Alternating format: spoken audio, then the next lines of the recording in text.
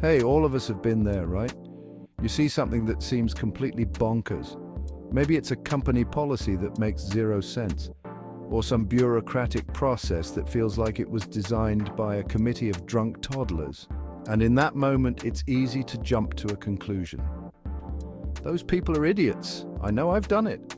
You've probably done it. Heck, your sweet grandma who still sends you chain emails about winning the Nigerian lottery has probably done it. It's almost a reflex, but like most reflexes, it's not always the most sophisticated response. Because here's the thing. Calling someone stupid is about as useful as a screen door on a submarine. It doesn't solve the problem, and it might actually make things worse. Why? Because more often than not, there's more to the story than meets the eye.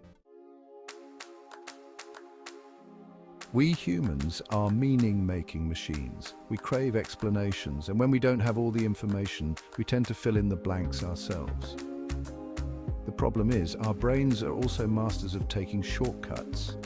We jump to conclusions based on limited data, personal biases, and a healthy dose of good old-fashioned assumptions. But assumptions, as they say, make an ass out of you and emption. Just because something looks inefficient or irrational doesn't mean the people responsible are incompetent. Maybe they're dealing with constraints you're not aware of. Maybe they have information you don't. Maybe, just maybe, there's a perfectly logical explanation if you just bother to ask. Think about it. Have you ever tried to assemble furniture from a set of instructions that looked like they were translated from Swedish to Klingon by a dyslexic pigeon? It's frustrating, right?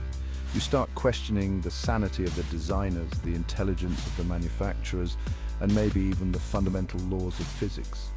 Now, imagine that same level of communication breakdown happening within a large organization. Information gets lost in translation, priorities shift, decisions are made in silos, and suddenly what seemed like a straightforward task becomes a logistical nightmare. It's not stupidity, it's a system failure. Section 4, the politics of priorities. And let's not forget about the ever-present elephant in the room, office politics. We like to pretend that workplaces are bastions of logic and reason, but the truth is they're often more like high school with better coffee. Decisions aren't always made based on what's best for the company or even what makes sense. Sometimes it's about who has the most power, who's kissing who's behind, or whose pet project is getting funded this quarter. So before you write someone off as incompetent, consider the possibility that they're simply playing a different game with a different set of rules. Section 5, seek first to understand. So, the next time you're tempted to unleash your inner vocabulary of disdain upon your fellow humans, take a deep breath and ask yourself a few questions. Do I have all the facts? What constraints might they be facing? Is there something I'm missing?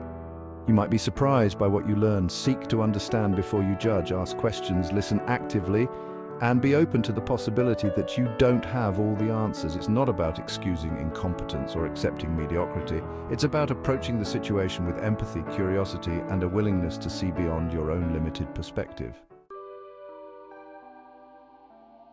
Section 6, balancing understanding with reality. Now, I'm not saying you should become some kind of Pollyanna who sees the best in everyone and everything. Let's be real, sometimes people really are incompetent. Sometimes the simplest explanation is the correct one, they just don't know what they're doing. But even then, resorting to name-calling is counterproductive. It's lazy, it's disrespectful, and it doesn't help anyone.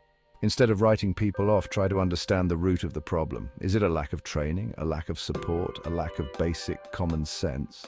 Identifying the cause is the first step toward finding a solution. Remember, folks, the world is a complex place and people are complex creatures. Let's try to approach each other with a little more understanding, a little less judgment, and a lot less name-calling. We might just find that we have more in common than we think.